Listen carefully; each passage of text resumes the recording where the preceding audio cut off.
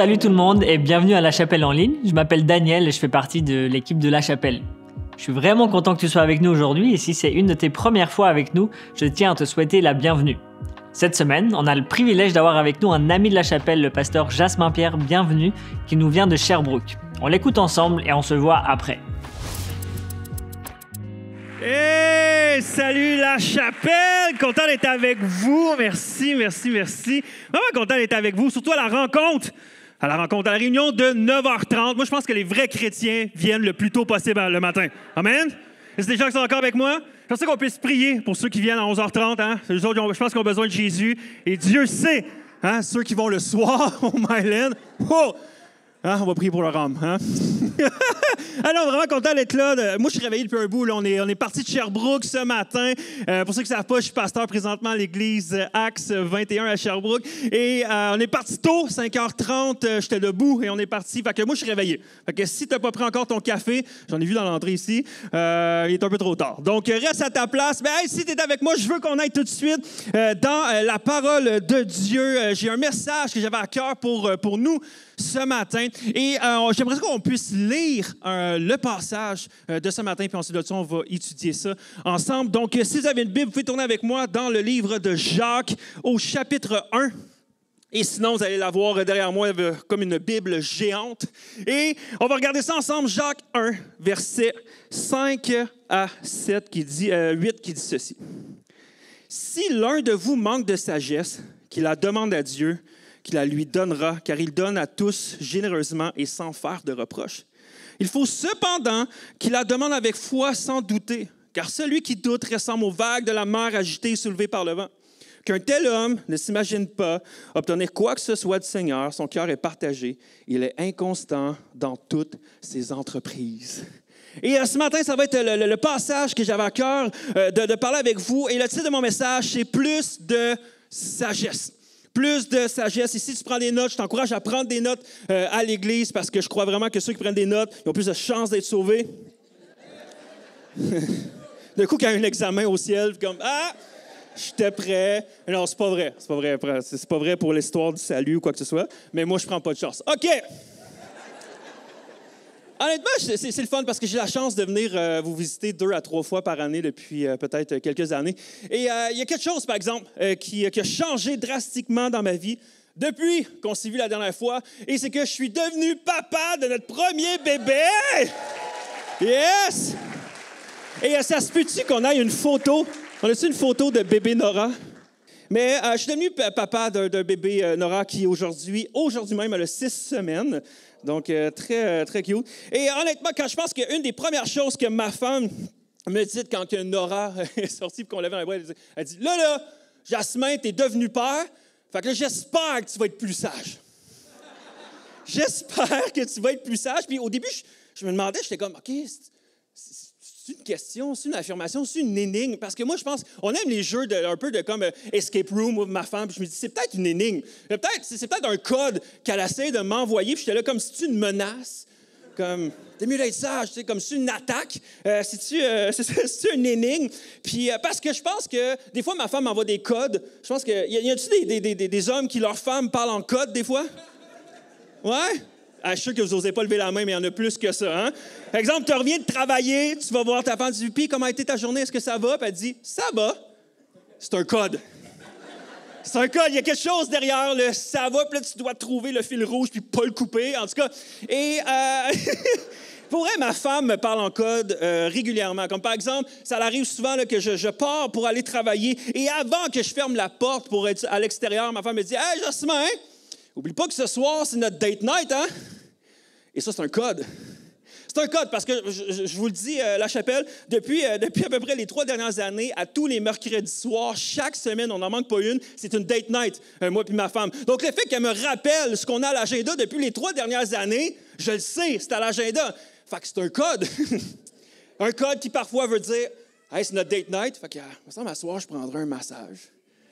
Puis là, il faut que je devine, hein? Faut que je devine c'est quoi. L'autre, des fois, ça veut dire, hey, c'est notre date night. C'est clair, c'est pas moi qui fasse souper à soir.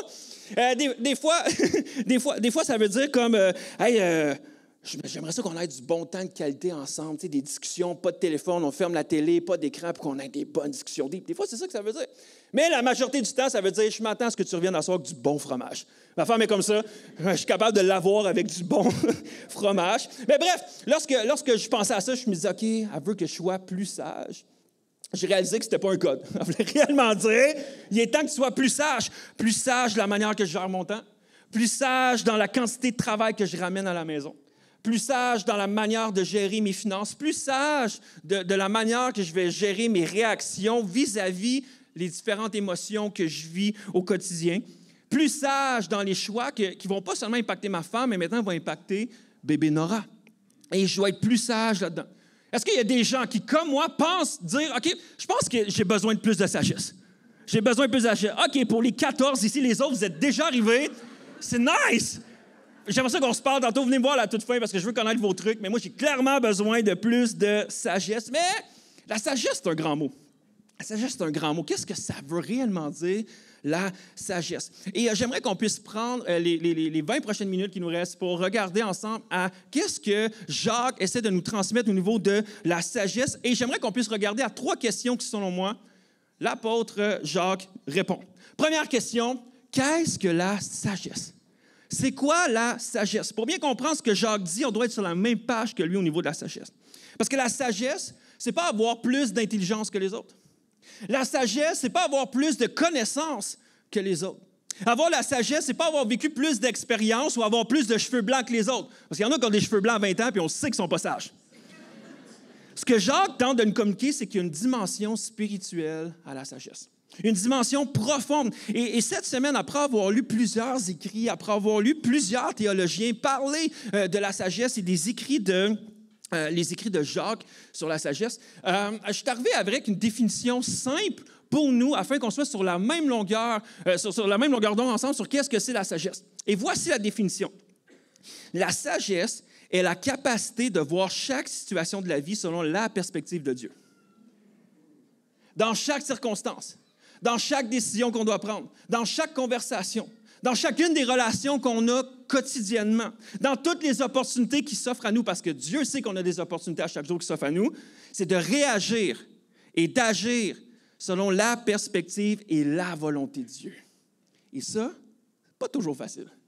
C'est pas toujours facile. Puis, je ne connais pas chacun d'entre vous ici sur quoi vous faites face en ce moment. Si vous avez des décisions importantes à prendre dans les prochains jours, dans les prochaines semaines. Si présentement, tu as un conflit avec un membre de ta famille, avec ton époux, ton épouse, un collègue de travail, puis que tu ne sais pas comment bien réagir dans cette situation ou comment bien agir. Peut-être que tu as un choix à prendre très important au niveau de ton travail ou peut-être même un déménagement. Peut-être que tu as une décision à prendre concernant tes études. Qu'est-ce que je vais faire? Concernant ton Église, concernant tes implications, qu'est-ce que je vais faire? Concernant ton appel, ce que Dieu t'appelle à faire.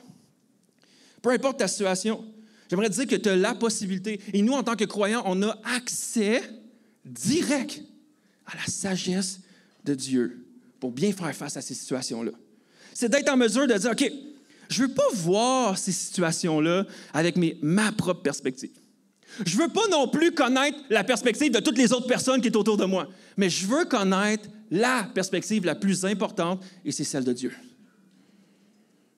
Je veux voir selon la perspective de Dieu. Puis en tant que croyant, peu importe nos opinions, peu importe nos désirs personnels, peu importe notre perspective, peu importe la manière que moi je vois les choses, si je suis croyant, à la fin de la journée, ce qui compte vraiment, c'est la perspective de Dieu. Et je dois m'y soumettre. Et ça, c'est le côté soumission qui n'est pas toujours facile.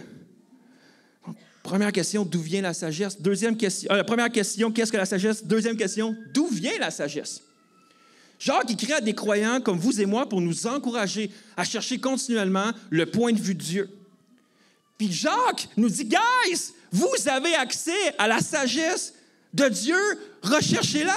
Attendez pas, allez-y. Puis j'aimerais découper en 3 déclarations le passage qu'on a lu un petit peu plus tôt. Premièrement, d'où vient la sagesse? La sagesse vient de Dieu.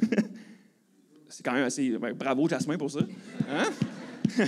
La sagesse vient de Dieu. Il dit, quelqu'un veut de la sagesse, qu'il la demande à Dieu.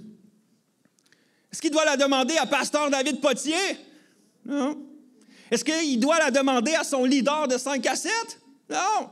Est-ce qu'il doit la demander sur les réseaux sociaux? Non. À ChatGPT? Non plus. Si vous avez besoin de sagesse, on a besoin de la bonne perspective, on doit courir vers Dieu. Puis voici une bonne nouvelle concernant la sagesse de Dieu que l'apôtre Paul nous dit dans Romains 11. Lisons ça ensemble. Combien profondes sont les richesses de Dieu? Juste ça, ça devrait être bon. Combien profondes sont les richesses de Dieu, sa sagesse et sa science, ce qui veut dire ses connaissances. Nul ne peut sonder ses jugements. Nul ne peut découvrir ses plans. Car qui a connu la pensée du Seigneur? Qui a été son conseiller? Qui lui a fait des dons pour devoir être payé en retour?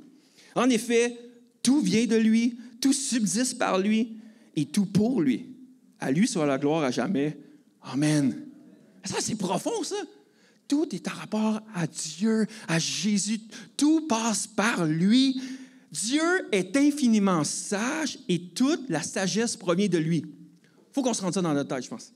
Dieu est infiniment sage et toute la sagesse provient de lui. Mais qu'est-ce que ça veut dire d'une façon pratique? Parce que moi, je suis un gars qui aime les choses pratiques dans la vie. OK? Si tu m'enseignes une théorie, donne-moi la pratique. Qu'est-ce que ça veut dire d'une manière pratique? Puis j'aimerais l'expliquer avec cette phrase-là. Dieu, étant infiniment sage, connaît le potentiel de chaque situation de notre vie. Il connaît la meilleure façon pour nous de l'atteindre. Je répète, Dieu étant infiniment sage, connaît le potentiel de chaque situation de notre vie. Il connaît la meilleure façon pour nous de l'atteindre. Ça peut être l'achat d'une maison, ça peut être une transition au niveau du travail, ça peut être d'avoir ou non un enfant, ou d'avoir un autre enfant, peut-être d'aller vers l'adoption. Ou non, l'achat d'une nouvelle voiture, se lancer dans une nouvelle relation amoureuse, se fiancer ou pas se fiancer, se marier ou pas se marier, peut-être de changer de ville pour le travail, peut-être de commencer une nouvelle entreprise ou d'abandonner une entreprise qu'on a commencée, peut-être de retourner à l'école ou non. Peu importe la situation, j'aimerais nous rappeler, puis à moi également, Dieu, étant infiniment sage, connaît le potentiel, il connaît la meilleure façon pour nous de l'atteindre. OK, on va faire le quoi? Qui ici, à main levée, tu sais qu'aujourd'hui, cette semaine ou dans les 2 prochaines semaines, tu penses que tu dis, j'ai une décision importante à prendre. Lève ta main. OK, plusieurs personnes. Aimerais-tu connaître la sagesse de Dieu derrière cette décision-là? Aimerais-tu connaître le potentiel de la décision que tu dois prendre? Négative ou non? Et aimerais-tu connaître le chemin pour atteindre ce potentiel-là? Ou t'aimes mieux y aller à ta tête, selon tes désirs, tes réactions, tes émotions, ce que les autres disent autour de toi? Ou tu peux aller vers Dieu? J'aimerais te dire, Dieu connaît le potentiel, va vers lui parce qu'il veut t'adonner. Il veut te donner le chemin, la sagesse de prendre la bonne décision qui va être dans sa volonté, qui va être dans ses plans. Et Dieu dit, pas Dieu dit, mais Jacques nous dit, cette sagesse-là provient de Dieu et Dieu seul. Et voici la suite de la phrase qui dit, celui qui veut de la sagesse, qui la demande à Dieu, qui la lui donnera. Point final. La sagesse de Dieu vient comme un don. Alors, si Dieu est prêt à donner sa sagesse, comment on la reçoit? Comment on reçoit ce cadeau-là? Simple, il suffit juste de le demander. Dieu, est-ce que je peux avoir ta sagesse dans telle situation? Qu'il la demande à Dieu. Mais la réalité, c'est qu'il faut savoir que, parce que je pense qu'en tant que chrétien, des fois, on a cette tendance-là, c'est de croire que la journée qu'on donne notre vie à Dieu, et là, il y a un moment qu'on doit prendre une décision, puis là, on sait qu'on doit demander la perspective de Dieu, fait qu'on pense on dit, OK, Dieu, je peux-tu avoir ta sagesse? Et là, on pense que c'est une livraison one-shot deal. Fait que Dieu te donne sa sagesse, et maintenant, tu marches toujours avec sa sagesse. Et que tu n'as plus besoin d'y demander. Et malheureusement, c'est pas comme ça. C'est pas comme ça. À chaque situation, peu importe, à chaque jour, à chaque heure, on doit être en mesure, OK, Dieu, tel collègue me parle de telle affaire, comment je dois répondre? Mon mari, ma femme réagit de telle manière, comment je dois réagir en retour? Mon enfant agit de telle manière, comment je dois réagir? Il faut qu'on prenne une décision de famille, il faut qu'on prenne une décision de travail. Comment, Dieu, je dois réagir? Puis, avec mon expérience en tant que pasteur dans les 10 dernières années, c'est fou à quel point que, quand je parle avec les croyants, c'est comme si on a l'impression que la sagesse de Dieu puis la volonté de Dieu, c'est comme un mystère. puis c'est caché. Puis c'est comme si Dieu joue à la cachette. Puis là, il se cache. Puis là, nous, on doit le trouver. OK, Dieu, c'est quoi ta volonté? Dieu, c'est quoi ta sagesse? Puis là, on doit courir d'un bord puis de l'autre, essayer de le trouver. Puis là, Dieu, il se promène. Puis là, il se cache. Puis là, quand on bouge, il bouge. Et là, un coup qu'on le trouve, il fait comme « Ah, tu m'as trouvé. » Alors là, tiens, un peu de sagesse, un peu de volonté. Non! Dieu est en train de dire « Hey, je suis là. Il suffit que de demander, puis je vais te donner. » Puis la sagesse, c'est pas juste en petites miettes, en petites portions. Sa sagesse, c'est comme un gros seau qui est prêt à nous déverser dessus, puis qui se vide jamais. Pourquoi? Parce que notre Dieu est un Dieu généreux. Notre Dieu est un Dieu généreux et jamais sa sagesse va s'épuiser. Jamais son désir de pouvoir nous partager sa volonté va s'épuiser. Pourquoi? Parce que ça m'amène à la troisième déclaration qui dit que « Car Dieu, il donne à tous généreusement sans faire de reproche. » La sagesse de Dieu est comme un don généreux. Mais j'aimerais juste faire une parenthèse ici parce que j'aime beaucoup le côté sans reproche. Parce que si, comme moi, à plusieurs reprises, tu as fait à ta tête, si, comme moi, à plusieurs reprises, tu étais orgueilleux et que tu as pensé que ta perspective, c'était la meilleure, puis que ça t'a amené dans des mauvais endroits, ça t'a amené à prendre des mauvais choix, ça t'a amené à avoir des échecs, à blesser des gens, à te blesser toi-même, et que là, tu as continué ça à plusieurs reprises. Et là, tout d'un coup, tu fais comme, OK, je me raisonne, il faudrait que j'aille devant Dieu pour avoir sa sagesse, puis j'arrête d'aller par mes perspectives ou mon propre orgueil, mais je veux vraiment m'humilier devant Dieu et chercher sa sagesse. Et là, après avoir failé, après avoir fait des erreurs, après avoir eu des échecs jour après jour, on a l'impression qu'on se sent mal d'aller devant Dieu. Puis on a l'impression que là, on arrive piteux devant Dieu, ben comme, ah, Dieu, je sais, j'ai fait des erreurs, mais peux-tu me l'accorder, là, ta sagesse, s'il te plaît? Puis on a l'impression que Dieu est le même. Ah ouais! Tu viens me voir, là! C'est quoi, t'es tanné de faire à ta tête? Tu as réalisé que tu connaissais pas tout, puis que finalement tes choix te menaient dans la ruine. Fait que là, tout d'un coup, tu viens... On pense que Dieu est comme ça. Mais Dieu, il est prêt à nous recevoir sans reproche. Puis je pense que ça, c'est pour quelqu'un ici ce matin. Que tu te dis, je sais pas, je pense que je suis pas légitime d'aller devant Dieu. J'ai peur que comme Dieu soit fâché après moi, que tout d'un coup, j'ai tellement fait à ma tête longtemps que j'ai l'impression que Dieu ne voudra rien savoir de moi. C'est pas ça que la parole nous dit et c'est pas ça le caractère de notre Dieu. Notre Dieu est prêt à te recevoir, les bras grands ouverts, pour se dire, viens, je vais te donner ma sagesse maintenant. Viens, je vais te donner généreusement. Mais là, peut-être que tu te poses la question, tu te dis, OK, Dieu donne sa sagesse, mais comment? Comment recevoir sa sagesse? Et j'aimerais rapidement, à partir d'ici, te donner 3 façons d'obtenir la sagesse de Dieu. Et là, c'est un peu plus le côté pratique que j'aime. Premièrement, par sa parole. Of course, c'est sûr, par la Bible, en développant une posture régulière. Ça, c'est un mot-clé. Et même quotidiennement, aller dans sa parole et à s'imprégner de sa sagesse. Et j'aimerais vous dire que malheureusement, la sagesse de Dieu n'arrive pas très souvent comme un texto. Et j'aimerais ça. Imagine-tu, ça va au travail. OK, Dieu, je voulais juste savoir tel collègue, comment je réagis. Ping! OK, merci Seigneur. Et là, tu continues ton chemin. J'aimerais ça, mais ça ne se passe pas comme ça. J'ai essayé souvent de demander, OK, Dieu, donne-moi ta sagesse. Là, tout de suite, je suis prêt. Et il n'y a rien qui se passe. Non. Sagesse dans sa parole. Ça prend un temps où on s'arrête, qu'on prend le temps. Et ça, c'est dur de s'arrêter. On doit s'arrêter, s'imprégner de sa parole, même si tu dois relire 4 fois la même phrase. Je ne suis pas tout seul, hein? Tu dois, c'est quoi je disais déjà? Et là, recommence. Et là, tu lis. Tu te laisses t'imprégner de sa parole. Tu prends un temps. Et voici un passage qui, dernièrement, pendant ma dévotion personnelle, qui m'a marqué, puis j'ai vu une nouvelle révélation au travers de ce passage-là. Ça se retrouve dans Ésaïe 55. Et voici ce que ça dit. « Car mes pensées ne sont pas vos pensées, et vos voix ne sont pas mes voix, dit l'Éternel. Autant les cieux sont élevés au-dessus de la terre, autant mes voix sont élevées au-dessus de vos voix, et mes pensées au-dessus de vos pensées. » Wow, quand même, Dieu est en train de dire, hey, ta perspective, la manière que tu vois les choses, n'est pas ma perspective.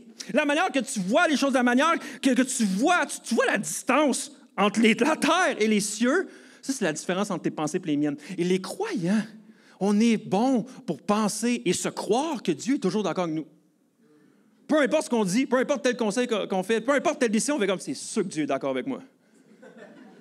C'est fou à quel point qu'on pense ça, mais non, Dieu est en train de dire, tes pensées ne sont pas les miennes, tes voix ne sont pas les miennes. Fait que tu ferais mieux venir me voir. Tu ferais mieux venir me voir parce que je pense que ça se peut que tu ailles dans le champ. Puis il continue. Et là, c'est le passage où j'ai vu cette révélation-là. Comme la pluie et la neige descendent des cieux, ils ne retournent pas sans avoir arrosé, fécondé la terre et germé les plantes, sans avoir donné de la semence au semeur et du pain à celui qui mange. Ainsi en est-il de ma parole qui sort de ma bouche. Elle ne retourne point à moi sans effet, sans avoir exécuté ma volonté et accompli mes desseins. Et voici ce qui m'a marqué au travers de ça.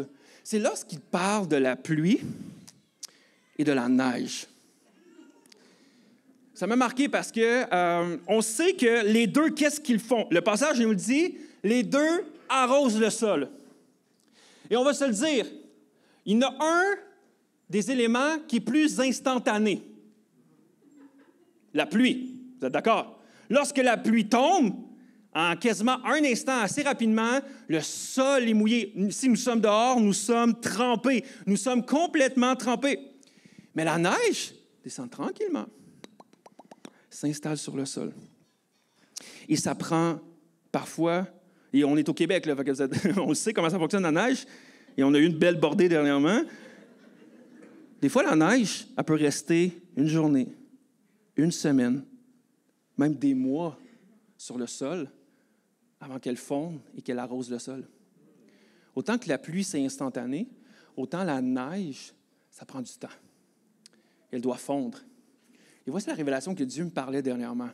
C'est que des fois, c'est vrai qu'on va prendre des temps avec Dieu, on va ouvrir sa parole et littéralement, alors qu'on va lire, sa révélation, sa sagesse, sa volonté va descendre sur nous comme une pluie. Ça va venir instantanément répondre à notre besoin.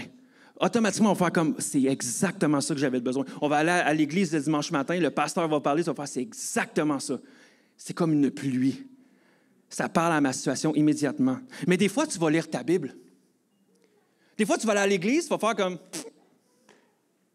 bah, c'était cool, mais on dirait que c'était pas pour moi ce matin. Ou tu lisais ta Bible parce que tu veux essayer d'avoir un rythme régulier et au bout de plusieurs jours, tu fais comme, mais ça me parle pas. J'aimerais te dire, des fois, la sagesse de Dieu descend comme une pluie, mais des fois comme une neige. Et voici qu'est-ce qu'on devrait faire. Même si on lit la Bible quotidiennement, c'est que si ça tombe comme une neige et que ça ne nous parle pas, prenons notre pelle et construisons-nous un banc de neige. Ah, mais attendez, la neige vient, parfait, j'empile cette neige-là. C'est peut-être pas pour moi aujourd'hui. Peut-être que le message d'aujourd'hui ne serait pas pour toi à l'instant même. Parfait, prends-le et tu prends des notes. Parfait, je mets ça dans mon banc de neige. Et peut-être qu'alors que tu cumules un banc de neige, Dieu connaît les situations que tu vas avoir besoin de lui. Et alors que tu vas être dans une situation, Dieu va utiliser le Saint-Esprit pour réchauffer ton banc de neige et tout d'un coup le faire fondre pour parler exactement à ta situation. Alors que tu vas avoir cumulé la sagesse, alors que tu vas avoir cumulé la parole de Dieu dans ta vie, tout d'un coup, le Saint-Esprit va te parler. Tu te souviens de tel message? Tu te souviens de tel passage que tu as lu il y a 3 semaines? C'est exactement ça que tu as besoin pour ta situation à l'instant même.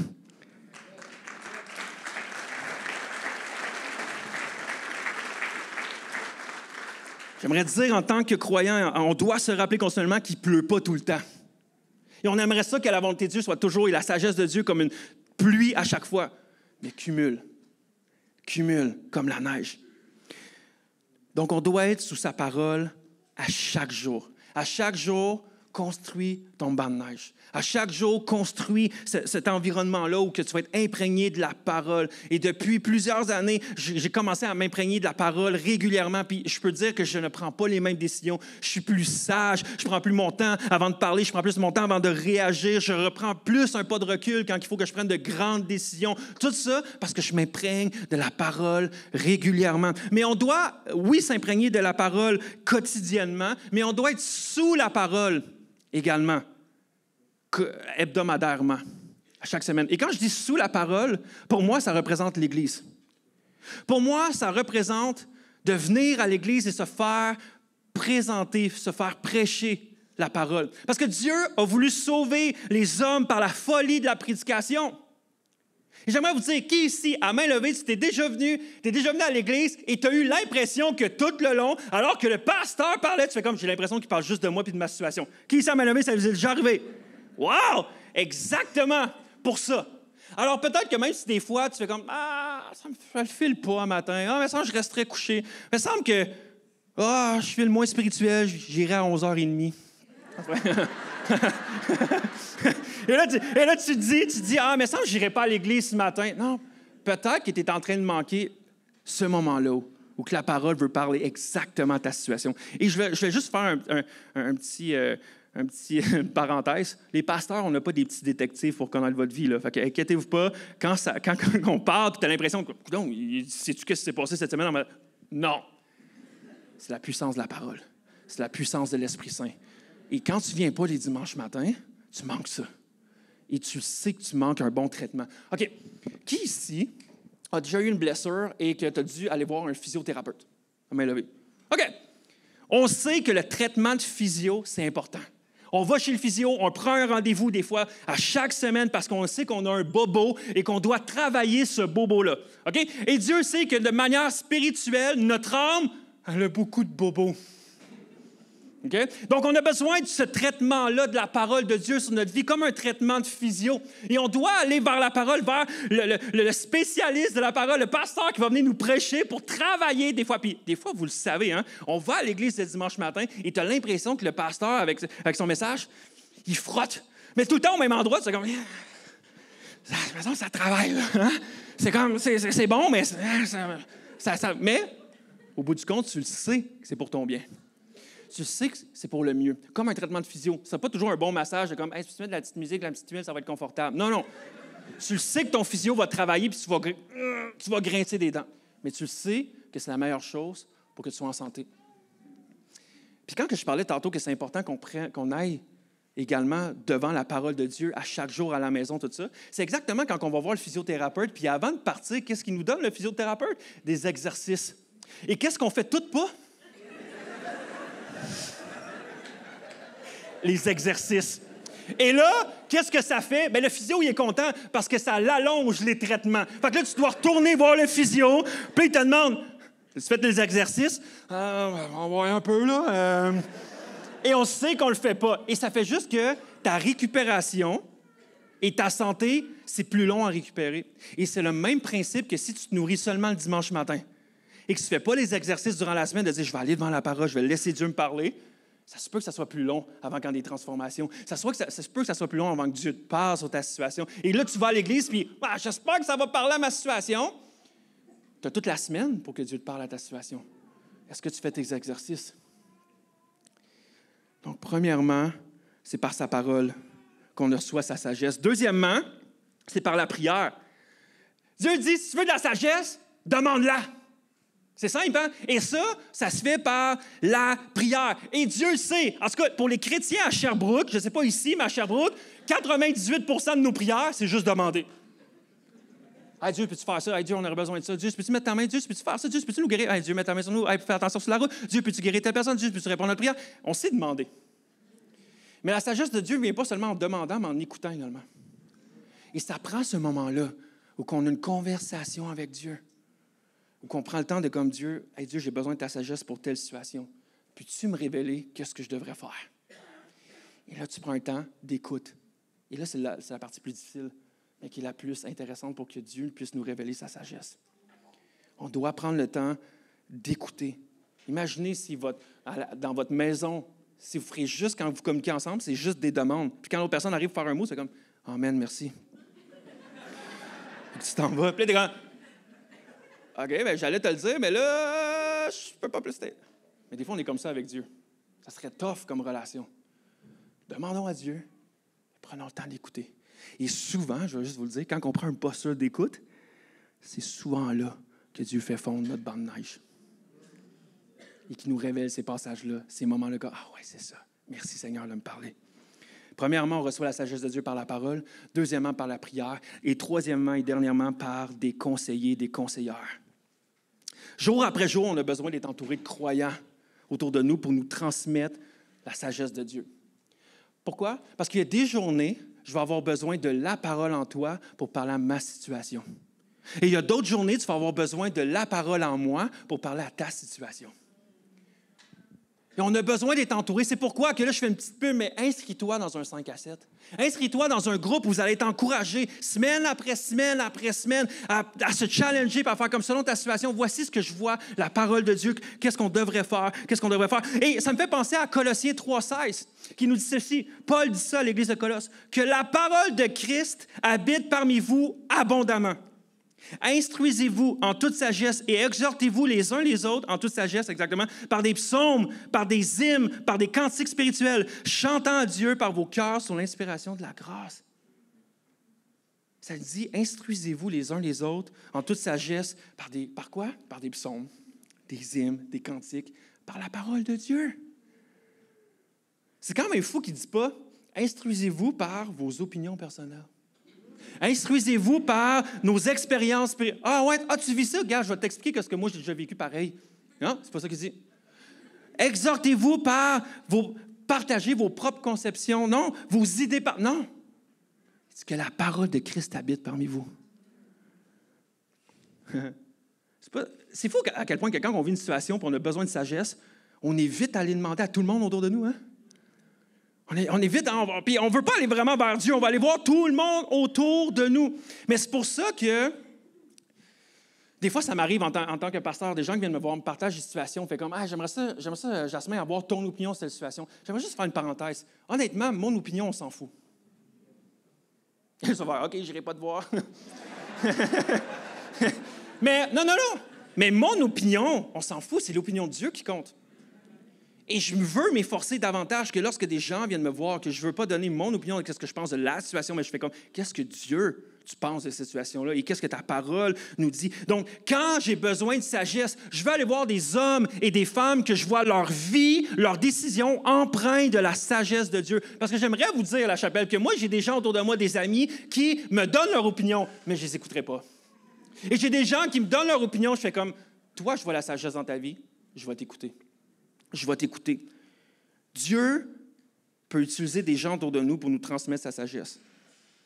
Mais choisissons sagement de qui on s'entoure pour bien nous conseiller. Et j'inviterai l'équipe de louange à venir me rejoindre. Je termine avec ça. J'aimerais terminer avec la troisième question. Quels sont les obstacles à l'obtention de la sagesse? C'est quoi les obstacles?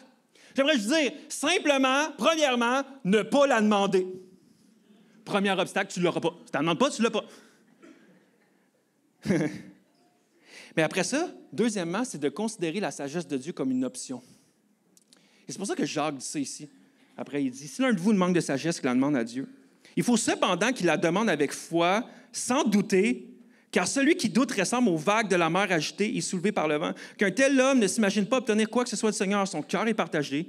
Il est inconstant dans toutes ses entreprises.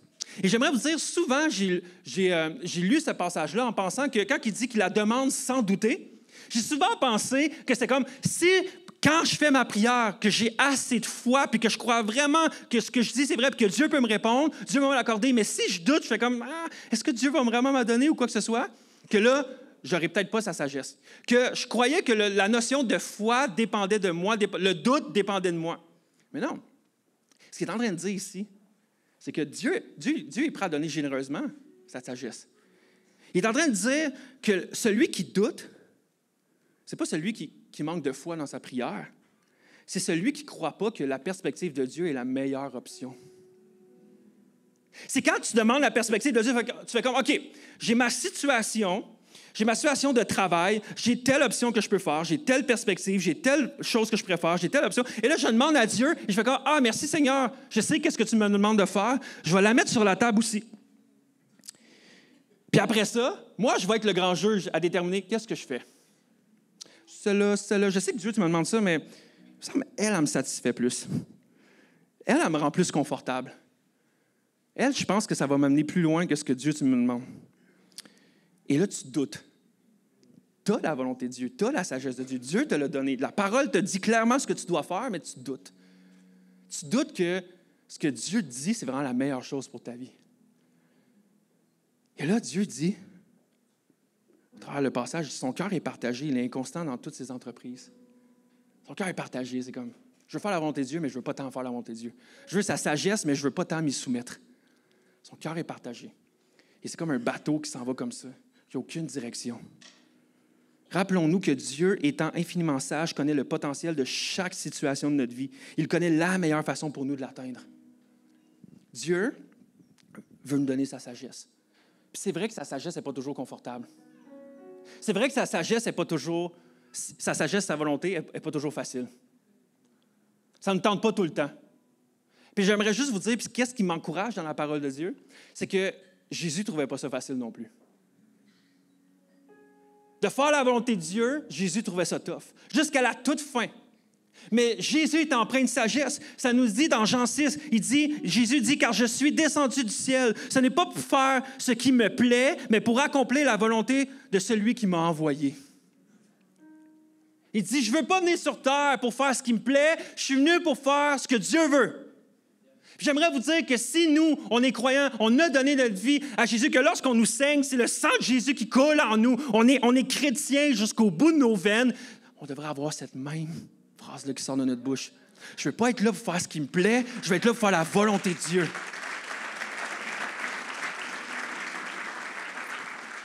Mais la volonté de Dieu n'est pas toujours facile à faire. La volonté de Dieu, des fois, on ne veut pas la faire. Puis Jésus voulait jusqu'à la toute fin, ne voulait pas faire la volonté de Dieu, mais il s'est soumis pareil. Alors qu'il était dans le jardin de Gethsémane, quelques heures avant d'être crucifié, quelques heures avant de mourir à la croix, il était là en train de pleurer et de prier à Dieu en agonie. Puis on voit ça dans Luc 22 qui nous dit « Ô Père, si tu le veux, écarte de moi cette coupe. » C'est en train de dire, écarte de moi ce moment-là où que je vais goûter à ta colère et je vais mourir à la croix seul. Écarte, je ne veux pas le faire. Mais il finit à la toute fin. Toutefois, que ta volonté se fasse et pas la mienne. J'aimerais vous encourager, alors qu'on cherche la volonté de Dieu, même si ce n'est pas facile, ne doutons pas que ce que Dieu veut, c'est la meilleure chose pour nous. Puis, ça me rend tellement joyeux que maintenant, on a accès chacun d'entre nous aujourd'hui à la volonté et à la sagesse de Dieu à cause que Jésus s'est pleinement soumis. Et que jusqu'à la toute fin, même si ça ne tentait pas, il était comme, je vais le faire. Mais au bout du compte, tellement une grande bénédiction qui en a découlé que chacun d'entre nous, on a accès à la vie éternelle. C'était tough, mais la bénédiction au bout était tellement grandiose. Parfois, la sagesse de Dieu est tough, mais la bénédiction au bout est grandiose. Donc, peu importe ce matin dans quelle situation tu te trouves, il y a des gens qui ont levé la main tantôt, qui ont dit, moi, j'ai une décision importante à prendre. Peut-être la sagesse de Dieu va être tough, la volonté, la perspective de Dieu, ça va être comme, c'est pas ce qui me plaît le plus. Mais n'écarte pas qu'une grande bénédiction qui en découle. Est-ce qu'on peut se lever ensemble? J'aimerais prier pour vous en conclusion, la chapelle. Je suis convaincu que, comme que j'ai vu tantôt, il y a des gens qui vous avez une décision importante à prendre. Puis peut-être qu'il y a des gens ici, tu te dis, c'était peut-être pas pour moi ce matin, ce message-là. Ça se peut. Mais mets ça dans ton banc de neige. Mets ça dans ton banc de neige parce que je suis convaincu que tu risques d'y revenir plus rapidement que tu le penses. Est-ce qu'on peut courber nos têtes, fermer nos yeux ensemble? J'aimerais prier pour nous. Peut-être que tu es venu ici ce matin et que tu étais stressé, anxieux. Je ne sais pas dans quelle situation tu vis. Quelle décision tu dois prendre? Quel choix tu dois prendre qui te stresse, qui te ronge de l'intérieur? Peut-être que tu es ici, tu m'écoutais, mais en même temps, ta tête est ailleurs.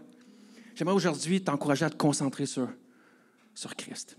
Se concentrer sur Jésus, sa parole, sur la louange en laquelle on va chanter, puis que tu puisses prendre ta foi, ton cœur et dire, OK, Dieu, quelle est ta perspective de ma situation? Quelle est ta volonté?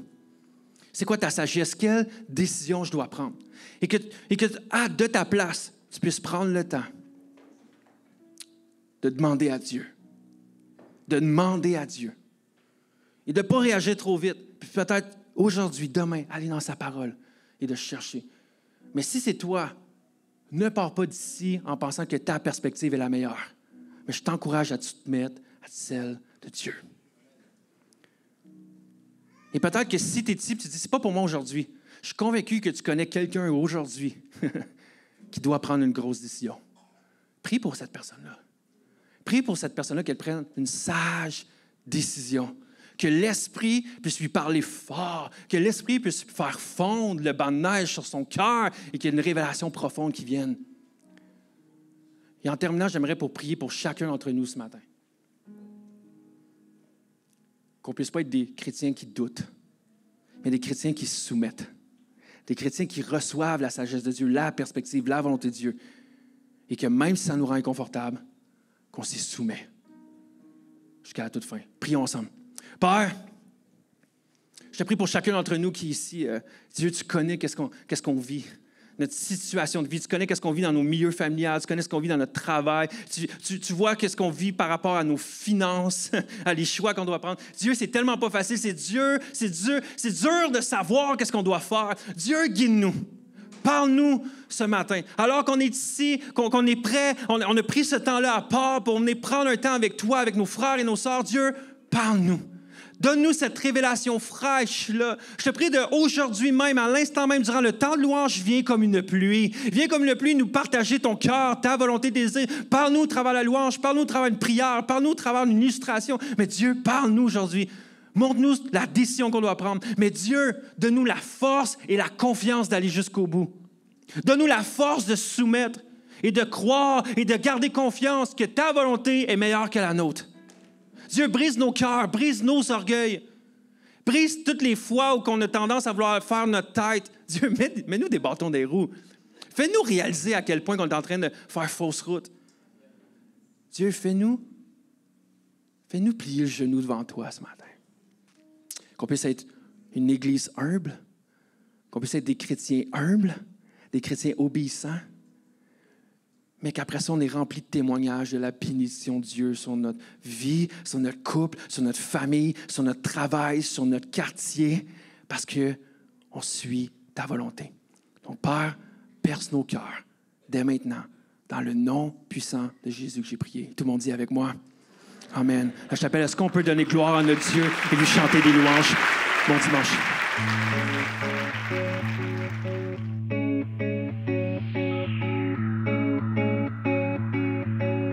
Dieu tout-puissant, quand mon cœur considère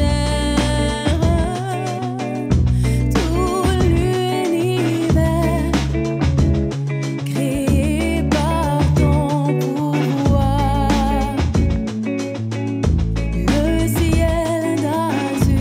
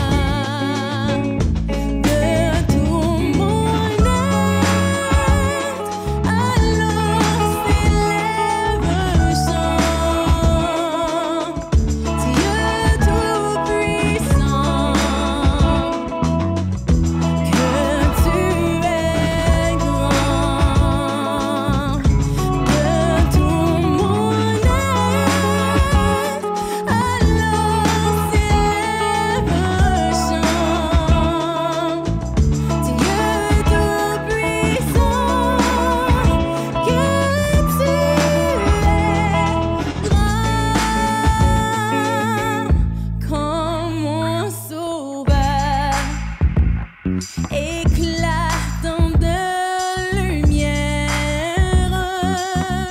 se lèvera de son trône éternel, et que les saints, les douleurs de la terre, je pourrai voir les splendeurs de son ciel. De tout mon être, alors s'élève un chant. Dieu tout-puissant, que tu es grand. De tout mon être, alors s'élève un chant. Dieu tout-puissant, que tu es